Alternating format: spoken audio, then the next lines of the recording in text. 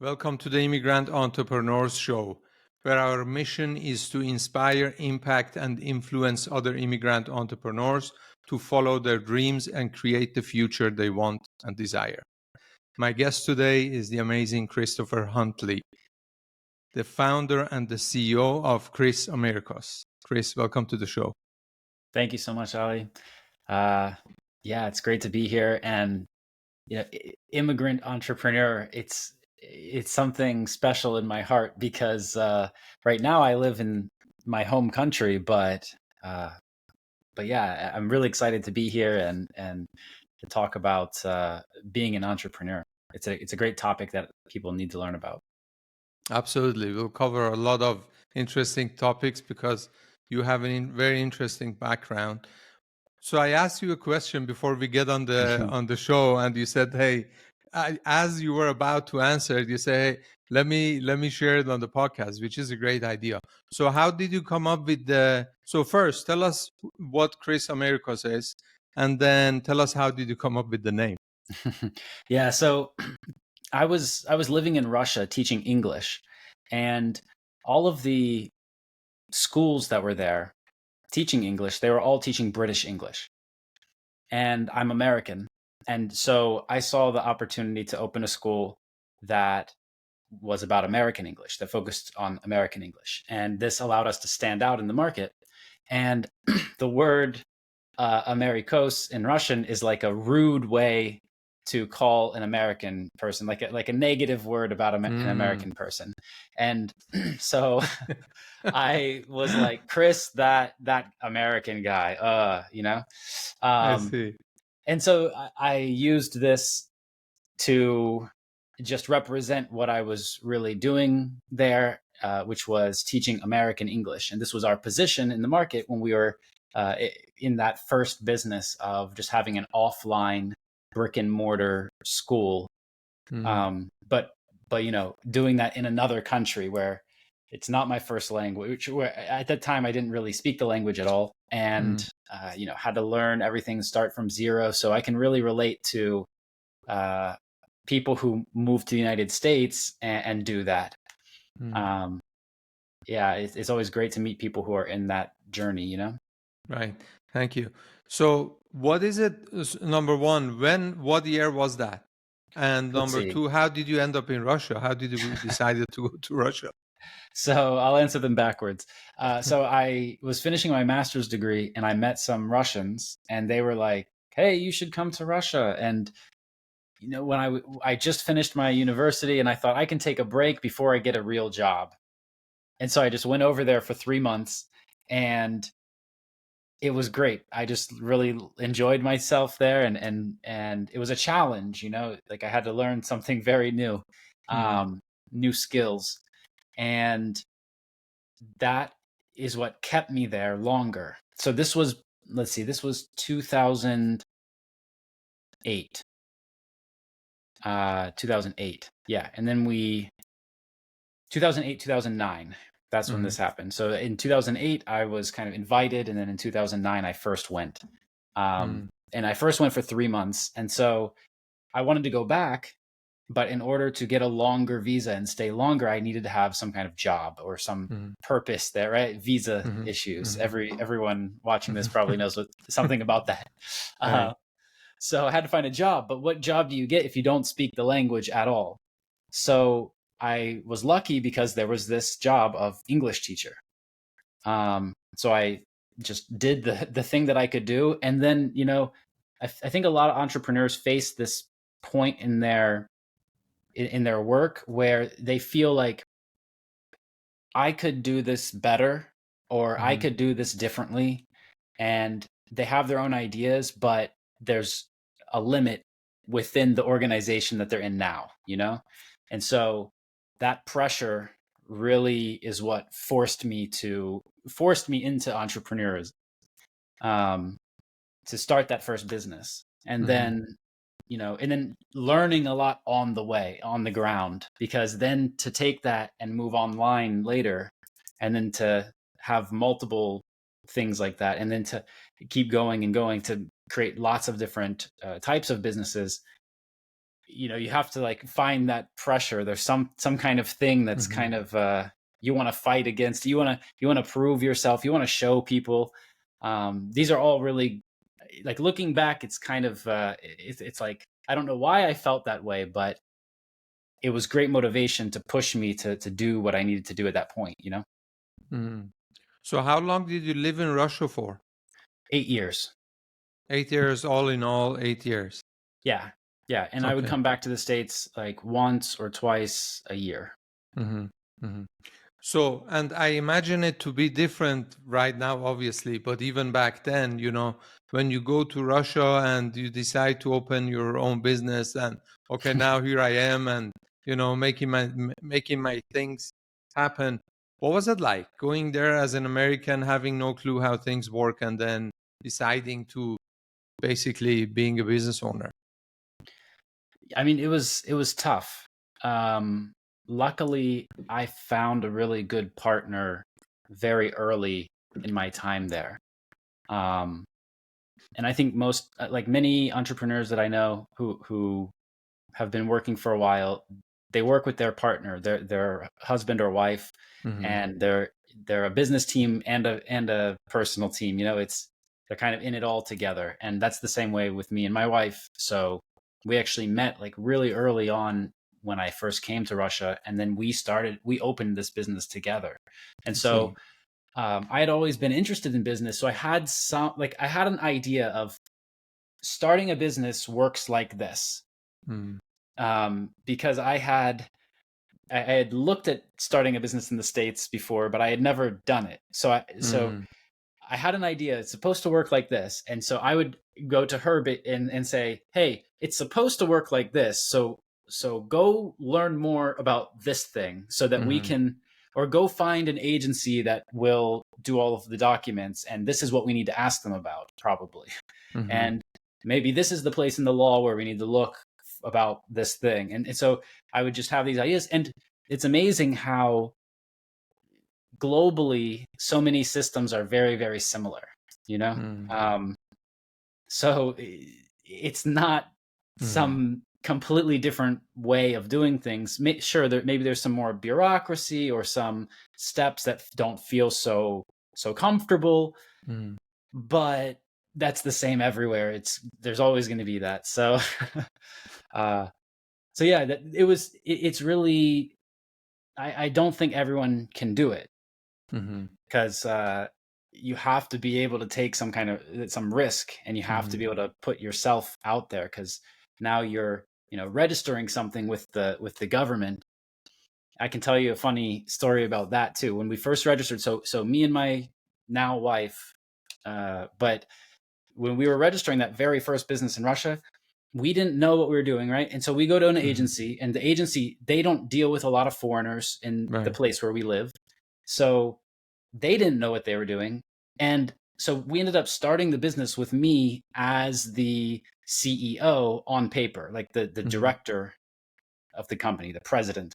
And so we open it, we're working, we think everything's okay. And then after a few months, the FSB, like the CIA in Russia, or like the FBI, they call her and they're like, we need you to come in and talk. And she's, like, what's going on? So she goes and talks to them. They're like, why did you register this business with this guy? And, why is he the CEO or the president on the paper? Long story short, there was a special visa.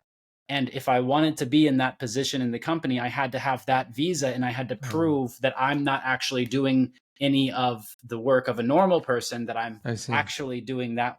And so, so there was a special visa that the agency didn't know about, that we didn't know about. And, but that business stayed the whole time we were there. And even when we moved back to the States, it kept running. We just closed it right before COVID, which was really lucky. But yeah, so it kept working, even though we had that issue, Right.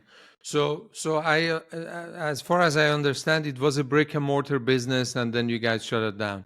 So, yeah. and And Kris Amerikos is all online, right? Yeah. So that's just one school. So basically, the offline school transitioned into this thing called Kris Amerikos. Mm-hmm. And that was an online school where students from anywhere in the world, 24/7, can just go there and practice speaking with a teacher. Mm-hmm. And so that was our goal from the beginning, just have, anytime that you want, you have a place where you can practice speaking, because that's what, when we looked at the market, it was like everyone wants to be fluent or learn the language, but when it really comes down to it, what are they really missing? They would always say, I don't have someone to practice speaking with. Mm-hmm. And so our goal was solve that problem, and we just focused on that. And so once we did that successfully, we had other teachers who were like, oh, I saw that you had an offline school and now it's online, and I'm trying to do the same thing. And so Mm-hmm. then I would coach them on how to start an online business from their offline business, just doing the same thing that I had done. Oh, right? wow. I see. Okay. And then Okay. some of them actually partnered with me, and then we created other brands and other lines of the business.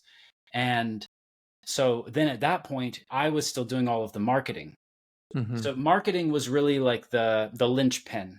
It was that point where I was able to leverage all of those other skills and all of those other things, because it was the one thing that a lot of the other people in my niche, in my sphere, didn't want to touch. Mm-hmm. They said, I'm not a salesperson, I'm not a marketing person, and they told themselves this story when in reality everybody is a marketing and salesperson. Absolutely. So like they would tell themselves that, and then it just made a big advantage for me to come in and say, you know what, I will take a year or 2 years to really learn this marketing thing. And my partner, my wife, she was able to support us at that point too. When we moved back to the States, it was really like I was an immigrant myself. I didn't have a credit score. I didn't have a bank account. I didn't have a US credit card. Really. I had been living my whole life just cut off from the States and just living in Russia. And so when we came back, it was hard to find someone who would rent to us because we don't have a credit history. I don't have a job. I work for myself. So there are all these issues. And so, and then on top of all of that, I needed to start a new business at the same time. I needed to move that offline thing online. And the amount of money that we had saved, like we were doing okay in Russia, but when we came to the States, that amount, that was a lot less, right? So we could afford a lot less. So at that point, my wife actually went and worked a job so that I could stay at home and start a business. I see. Well, restart the business online, right? Right. And so like that support was definitely crucial to the journey, at each step of the way. Just someone saying like, even if the situation looks ugly right now, or even if, it's stressful right now, that I trust that you'll find the way, that was really important. Which is so important, man. I have seen this so many times in my own life with my wife, when I get to do things that are a little scary, sometimes a lot scary, and sometimes I have never done it before. But then she's like, I'm like, okay, how am I going to explain it to her, Yeah. And the more I do it, obviously, the less explaining it takes. But I believe that's so important, because if you have someone who is giving you a hard time, no, we have a family, don't risk that, don't risk this, then now you're fighting against running your own business, making your own thing happen, but also running against convincing your wife that that's the right thing to do, which takes a lot of energy and is, in my opinion, invested in the wrong thing. If you have to convince her, that would be the energy that you could pour into whatever business you're going to create. Yeah, absolutely. Yeah. So yeah, marketing was really that point, right? That transition point. And so once we started partnering with people, we had multiple brands, but I had to take over the marketing. And so I was just doing marketing myself. And so I see. I've put in my 15,000 or 20,000, hours or whatever it's called, or days, Right. not days, Right. but so a lot of time inside of just digital marketing, and especially with advertising. And so that's then the next step that I took was Mhm. I need to provide marketing so that these different brands that I have get more clients. Mhm. And so if I'm going to be helping them, and if I need to build a structure of marketing around my own brands, then why don't I just offer that as a service to other people too? So now, boom, marketing agency. And Gotcha. so that's how that started. Gotcha. And Would so, you? yeah, now at this point, it's just like I have a bunch of brands in a portfolio, and I work to create these spaces where other people can come in and make money. So bring in a marketer and they can make their money. And then the creator or the expert, whoever is the face there, they can make their money on this deal, and just have this flow, the flow of money moving through these different projects. And because they're all relatively related, Mhm. then a lot of times there's overlap, and we can multiply the effects throughout Mhm. this, right? Mhm. So when you say they're relatively related, tell us more about that. So a lot of, within our portfolio, then I love there's, that, man. When you move closer to the mic, it sounds way better. sorry, man. Yes, sir. Um, Go ahead. yeah. So, when we talk about our portfolio, it's mostly language brands. So language education brands, and mostly English, Mhm. because that's where we started. And, like I've already built a lot of things in that space. So, um, it's like we have one called Mhm. EnglishForLadies.com. We have We Speak English, we dash Mhm. speak dash English.com. Mhm. KrisAmerikos.com is the biggest one, the first one. Um, we have a Russian one, RushIntoRussian.com. Mhm. Uh, one that is focused on business English, just Mhm. business English, not general English, Mhm. and that's WeSpeakBusiness.com. Um, we're building another brand right now. This is like so there's different stages of these brands, right? There's like an initial stage where I'm really just providing support to to the expert on the marketing side, to say like, this is what you actually need. Like, Mhm. where do you need to put your special knowledge, your expert knowledge, right? You need to actually put it into these things, because a lot of times they're just like, I know it. I could write a whole book. I could write books and books about this, but how do I present that then to people who for sale? And so they might be working in a job doing an expert role, or they might be kind of freelancing in an expert role, but they haven't really figured out the product, the brand, the position, and those kinds of things, Mhm. So especially that's where we'll come in and just say like, here's the pieces, and you're going to fill in these blanks. And it all works pretty much the same at that point. Gotcha. So, do you partner with those course creators, teachers, English teachers? Do you partner with them? We have some of them. So the partnerships usually happen after somebody comes through, like they're a customer. It usually Okay. happens with customers. So they have come through one of the products, and they have stood out as someone who's reliable, Mm. someone who doesn't give up. That's really Mhm. important. Like, they don't have to come in and just make it and show us how successful they already are or something like that. They need to just show us over time that they are consistent and they Mm. don't give up. And then I'll Mhm. partner with someone, Mhm. because that organic foundation that you have to build, that takes a lot of time with no money, or like with the smallest expenses possible. And it can take months, it can take years for some Mhm. people for the expert person to really feel comfortable with what they have there in order to Mhm. move forward. And Mhm. that's where, like, of course, having help with that will help hopefully speed it up. but there's still this element of patience if you're starting from zero, right? So most of the people that I've partnered with, that's what we did. We started basically from zero. Maybe they had their own thing, but we had a direction that we want to go in our portfolio, and we say, hey, do you want to come along for the ride? And you'll be the face, and we'll pay for this thing.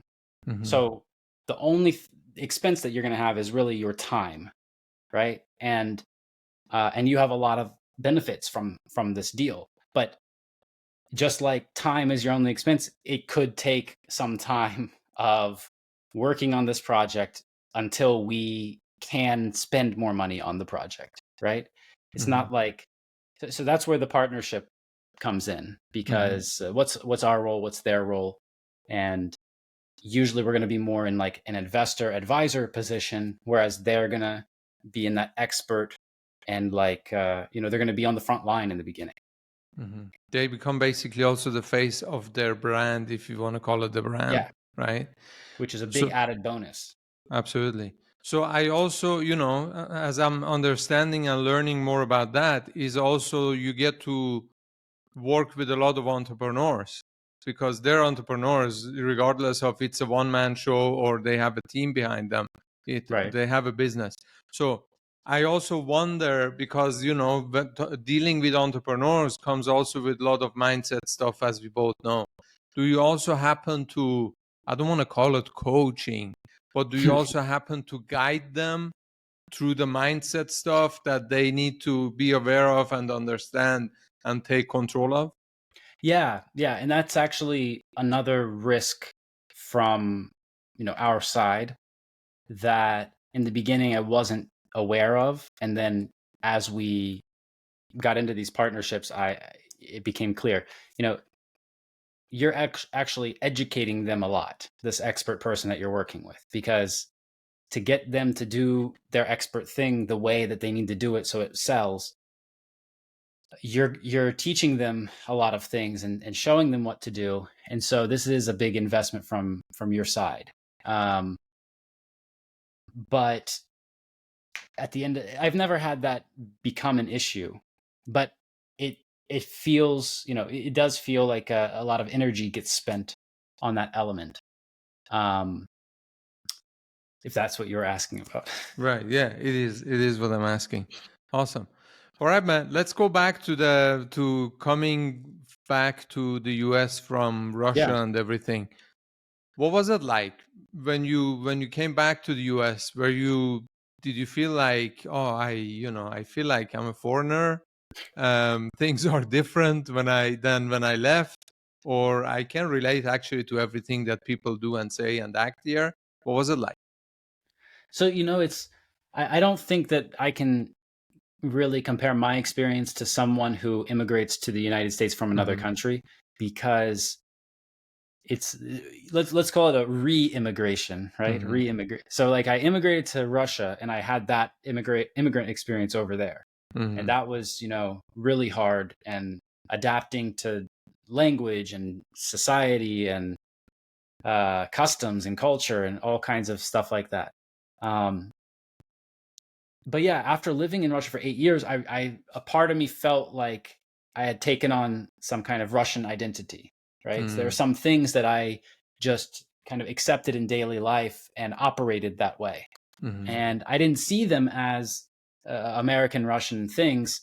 I just saw them as characteristics that were dominant there that were not so dominant here, and I wanted to keep them because I felt like I was strong with those characteristics, So, so when I re-immigrated back to the States, I took those things with me, and I found a lot of, pressure here in the States because people don't do it that way. So in Russia, it's a stereotype, but it's very true that people are very direct, and this might make some people feel like they're being rude or impolite. And so when I came back from Russia, I definitely was just very like my friends and family would be like, "Oh, you're so direct now," or something like this. So yeah, there's little things like that I had to get readjusted to. And then, like clothing. When you live in a place for a long time, you have a certain style, and that helps you to blend in the place where you live. But when you go to another place, it makes you look different. So, readjusting the style, the clothes, that also takes some time. And I mean, for some people, they don't maybe think about that at all, but it depends where you are, especially if it's a seasonal thing, right? Like if you need a big coat in the middle of winter in Siberia, or if you need a tank top at the beach in Florida, so yeah, different things like that. For me, it was there were these cultural issues when I came back, but probably the hardest thing was just getting used to, like, how can I find opportunities in this society? Right? That's the biggest thing. When each time that I moved to a different place, that was a challenge. That it's, how do I be me? How do I do what I do here? And even if I have to do it a little differently, how do I do it? Right? Right. Have you lived in other countries outside of Russia and the US? Yeah. So growing up, my dad was in the military, and I was born in Germany. Right. And then we moved every 3-4 years, basically all my life, until I went to college. And so I lived in Italy also when I was in high school. And before that, I lived in Hawaii. So I've lived in a lot of different places. And each time, it's maybe that's what made me an entrepreneur, is that I had to reinvent myself every time. It was like a new chance to be somebody new. And before the internet, you could really do that. You could really just move to a new place on the other side of the world, start from zero. And that process was really great for me, because I could just make mistakes growing up in one place and then leave them behind, and then start clean and pretend those things never happened, So I have a selfish question for you, Kris. Because I tell you this and then I ask my question. I was talking to a gentleman, as a friend of us, older gentleman. He had a very high position in a international company, and he has lived all over so he's originally from Germany. He lives in Switzerland, but he has lived in Russia, in China, in Hong Kong, so all over the place. And so that happened a few decades ago when he was younger, and he had 2 kids, right? And when I talked to him, he said, hey, kids don't care about what, because we get to hear a lot, you have to make sure once your kids go to school, you stay in the same place because they create the environment, right? And he was like, no, that's not right, because kids adapt very quickly to wherever they go. They find new friends, and we are actually the ones who are not very flexible when it comes to adapting and going to new places. So my question for you, with hearing this from him, what actually surprised me, my question for you is, moving to all these new places as a child, did it feel, or did it make you feel like, I don't want to say losing your root, but also, not having this kind of strong root, like I belong to this place and this is the kind of safety and security that we all belong as kids? Or was it something that actually you said, hey, I benefited from this? So I wonder, because we do a lot of moving with our family and we have kids, so I want to know what it felt like for you. Well, I think that I cannot say which one is better. I don't think that I have the knowledge to say that correctly. But yeah, I can talk about my experience that Can you move a moving to bit these closer? yeah.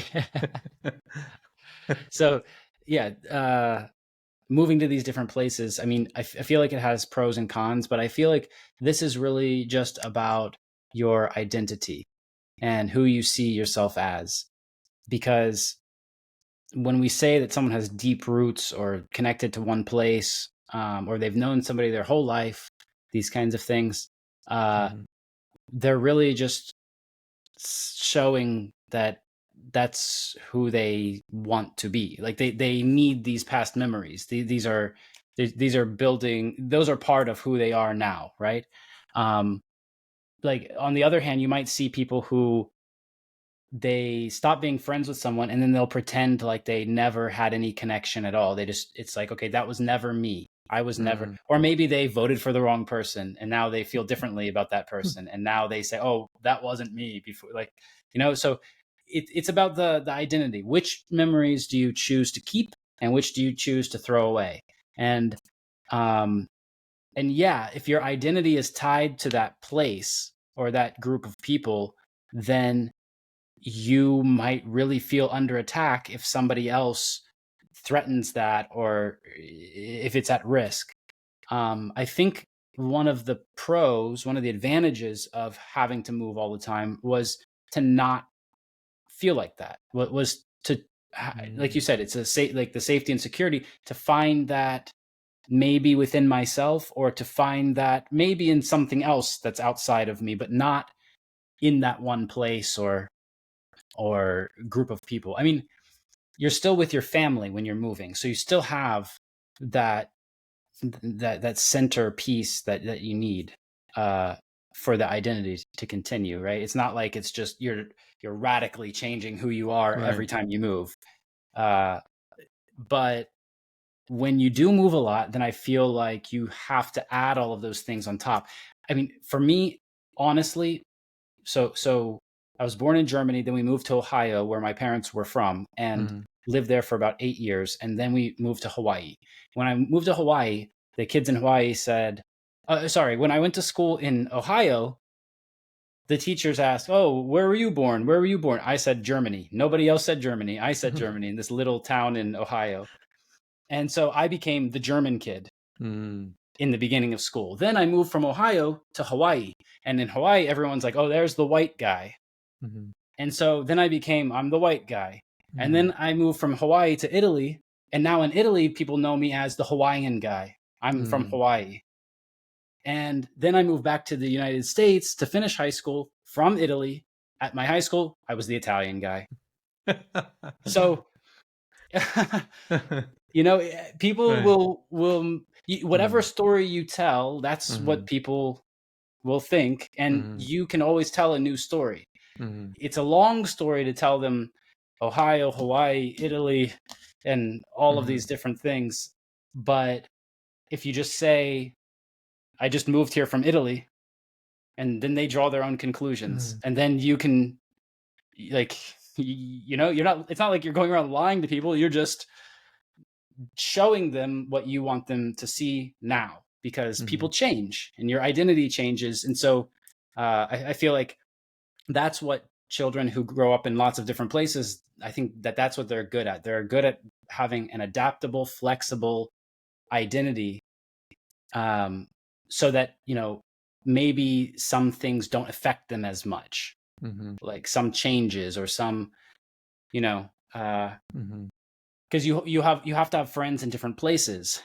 So you have to have a different kind of friendship. Like you might have a deep friendship in one city or in one place, and then you move, and now you're gone for 3 years, and then you don't see them for 3 years, and then one day, hey, guess what? I'm back in town. Do you want to see each other? And you see each other, and you're best friends again for 2 days, Right. and then you go back to your lives again. And so now I have those friends in lots of cities and lots of places, and that's great. And I love having that, but I don't have, hey, I've known this guy since I was 2 years old, Right. or I don't have that really, So there's pros and cons. Right. Yeah. And one of the pros that I have experienced in my own life is when you get to see and learn and adapt all these mentalities and all these cultures, then every time you adapt and learn a new language, you're also learning some sorts of, I would describe them as skills. I give you an example. I'm in Switzerland right now. I was in Florida, where you are. So now I'm I'm looking at a project where there is lots of sales and marketing involved, like really B2B sales, high ticket sales. And I'm like, and the guys that I'm speaking to in Switzerland, they're great at business and everything, and they have figured it out, super successful. But when it comes to marketing and sales, I feel, the US is like really on top of it, right? And here is everything still like,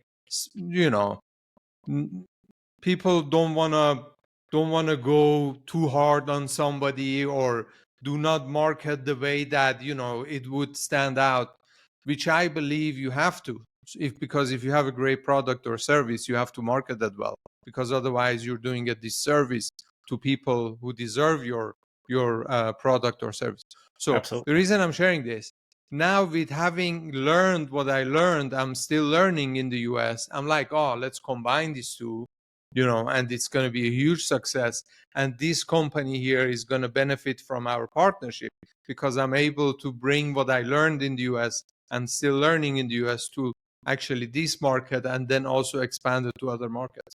So I also, I believe it comes a lot to flexibility, being flexible, being also humble enough when you go somewhere new to say, hey, Ham, there is a reason I came here, right? For whatever reason that might be. Either I wanted to have a better future. Maybe I wanted my kids to grow up in a different environment.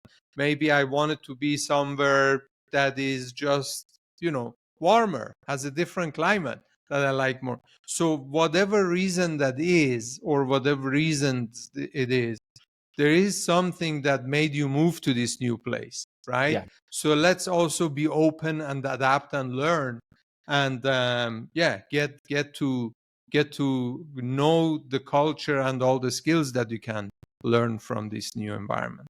It's very important, because so many people just try to shut it out and do just the bare minimum that they can do,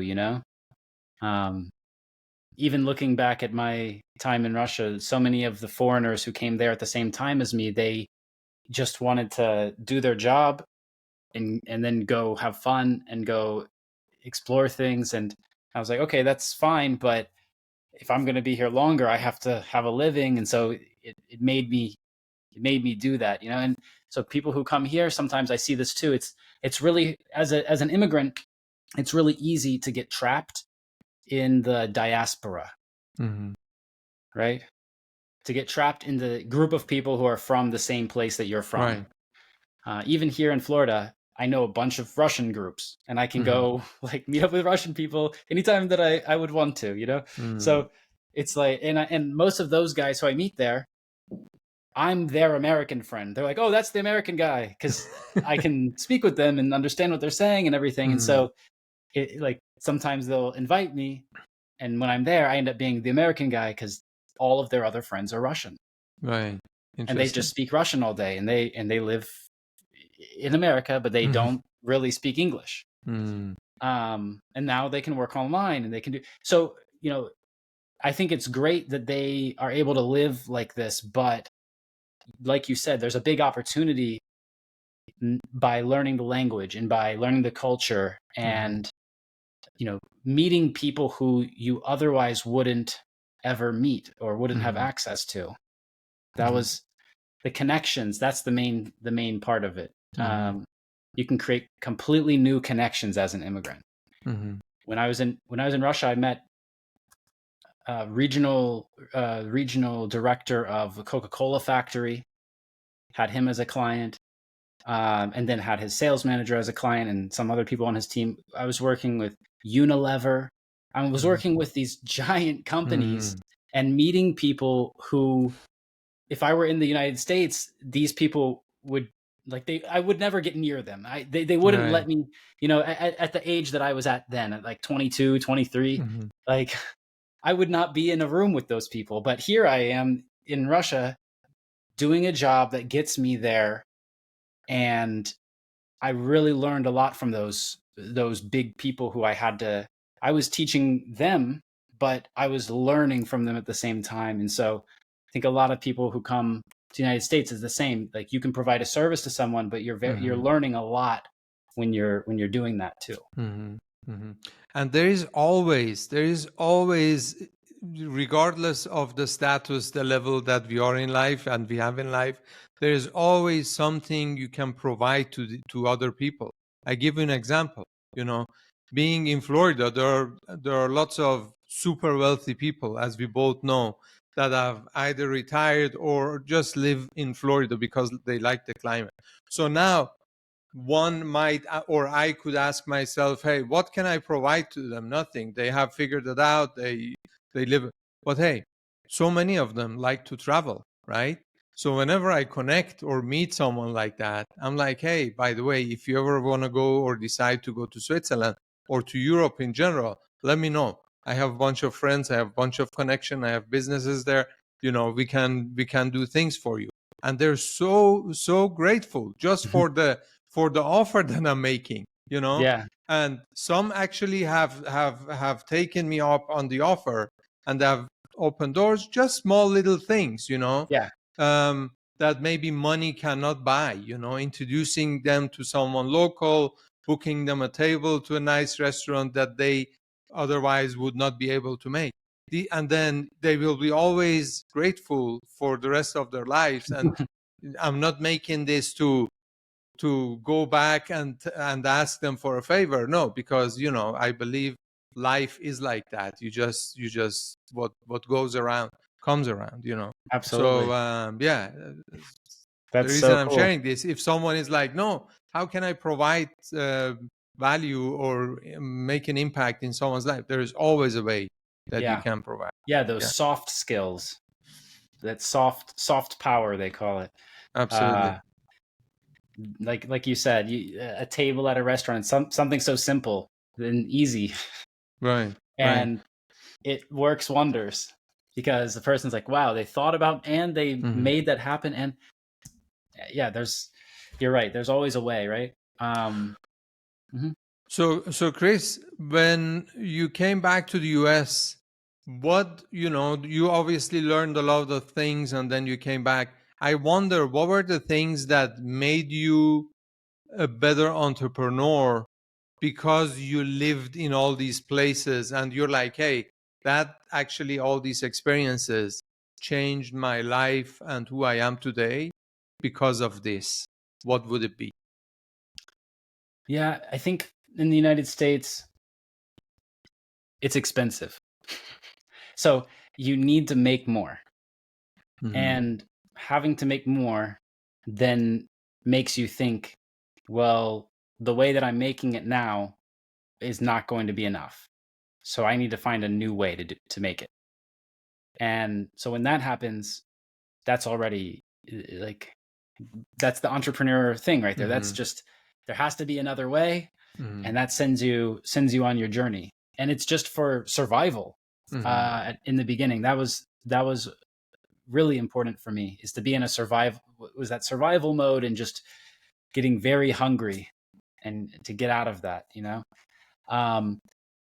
but also, yeah, it's about dealing with people in a different way. Every society, every market, every country, the culture around there's behavior, and then there's like culture about behavior, and you have people who follow the culture and who don't follow it, and then there's reactions about that, right? So this is basically just what's happening all the time with the news and the market. And so people are very predictable, and if you can just find that predictable way that people do things, then there's usually some opportunity there. Like in the United States, people drive and wait in a line so that they can get coffee from a window so that they can feel that they're prepared to go to work, even though they spent $500 on a coffee machine at home.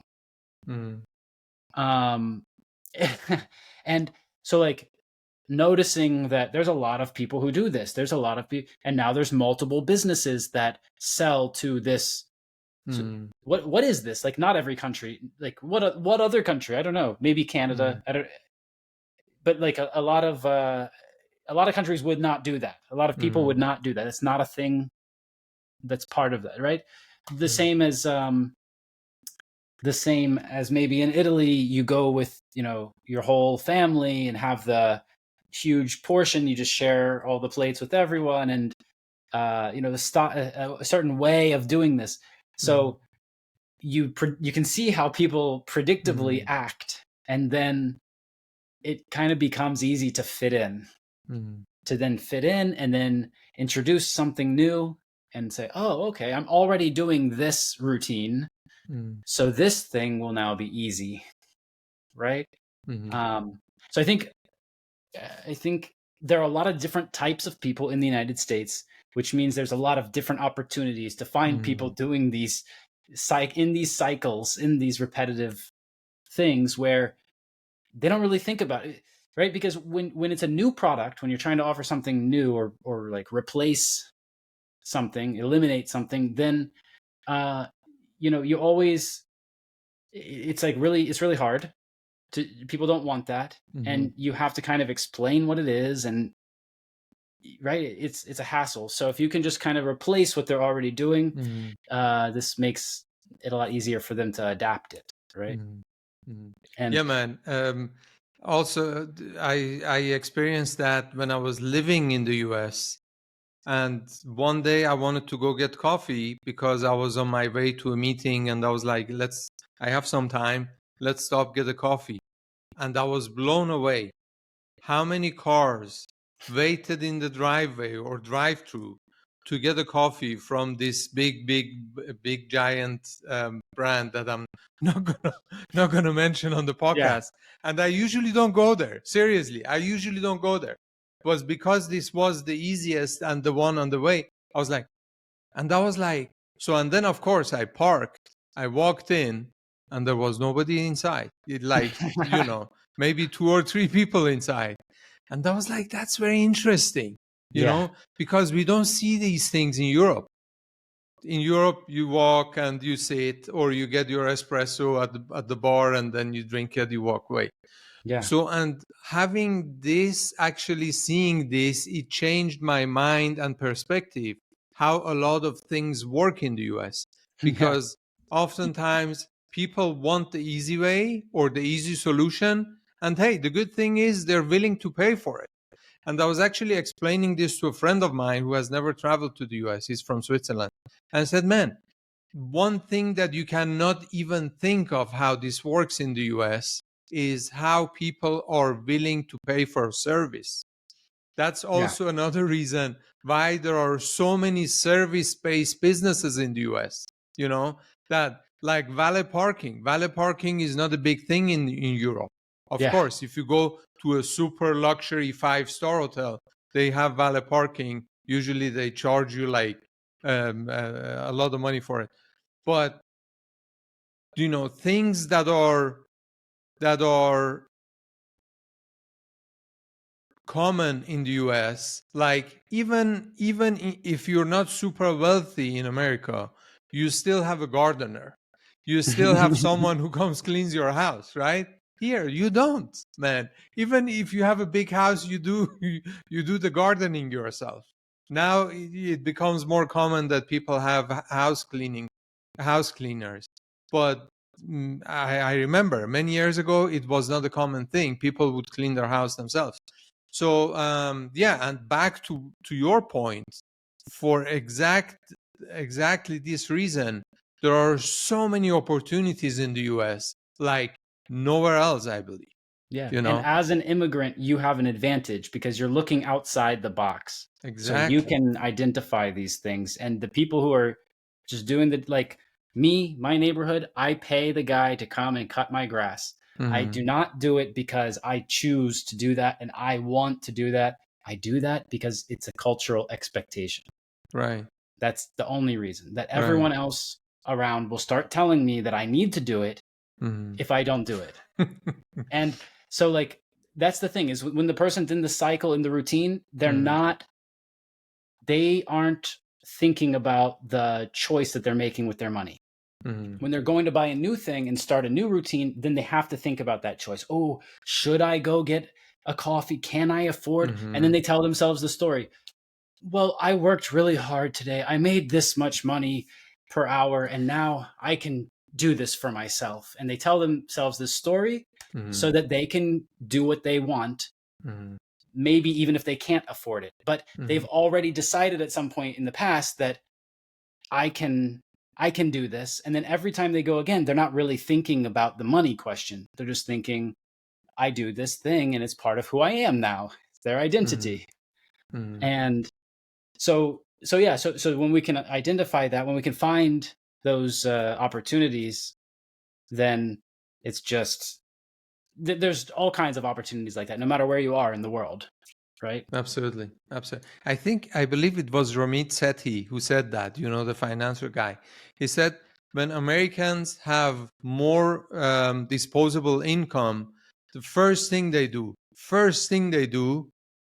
they eat out, or they eat out more often than they used to. So that's the first thing they spend their money on, which is awesome. I believe everyone should do it. Owning a restaurant, then people will come, have a good time. Yeah. So, and that's another thing that I believe it's good. I'm not saying it's good to, to go and live your life off your credit card. But hey, I also believe that you should enjoy life and buy things that you can afford, not the things that you think you can afford, but you actually cannot afford.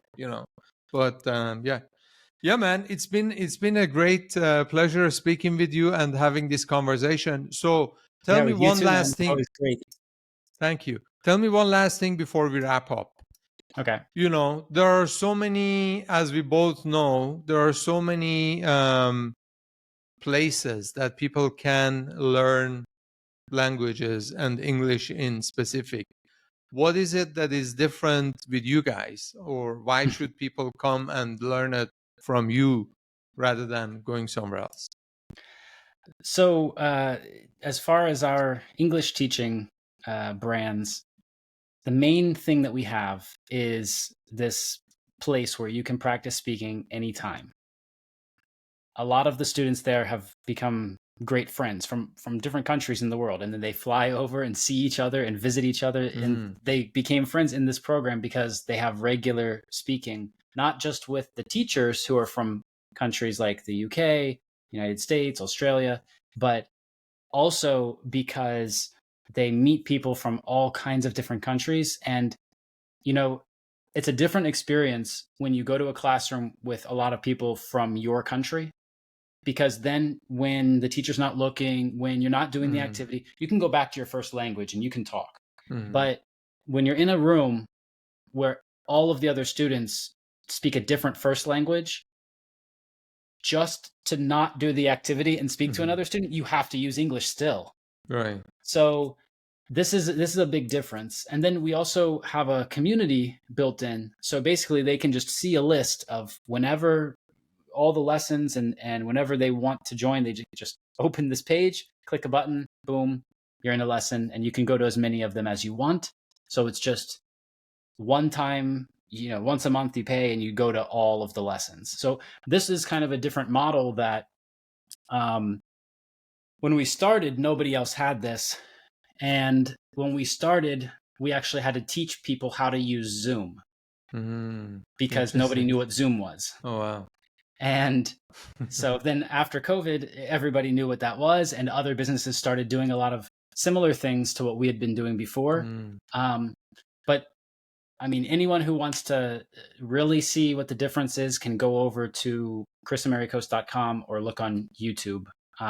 We've done a lot of work and put a lot of stuff out there, so they can just learn from there first and then go from there. But for all the people who are watching right now and thinking about starting a business or maybe you already have a business in the United States or in the country that you immigrated to, then, you know, the skills that you already have are probably enough for you to do that, for you to find clients, for you to work with people online. And so I'd say that that's really, you know, where I like to focus is people who are trying to grow something themselves, and maybe it's language teaching, maybe it's not, maybe it's something else. But you know, we've worked with people who teach Chinese, Turkish, Spanish, different languages, and also people who just sell services like a yoga coach or a guy who sells Bibles. So it doesn't matter what you want to sell. You can do it. You can do it online. And if you ever need help, you can always reach out. And Ali is already putting together this podcast with these episodes, so you already learn a ton here. So keep watching. Awesome. It was a pleasure having you go on, Kris. Thank you so much. We will link you up in the show notes so people know and can find you there. Yeah, man. Thanks for coming on, and thanks for taking the time. Yeah, thank you. Have a good one. You too.